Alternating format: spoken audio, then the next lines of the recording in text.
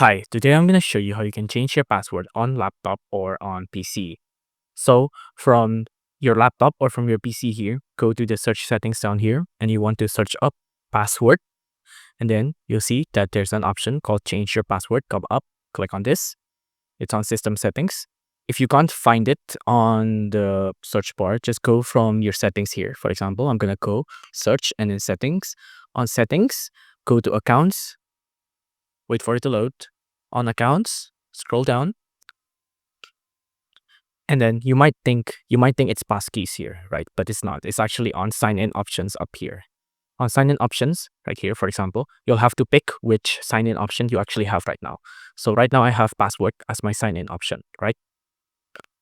So I'm just gonna go to password.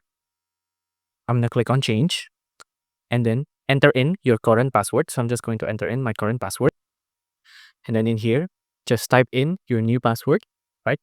And then type in a password hint as well. But after that, your password will be changed.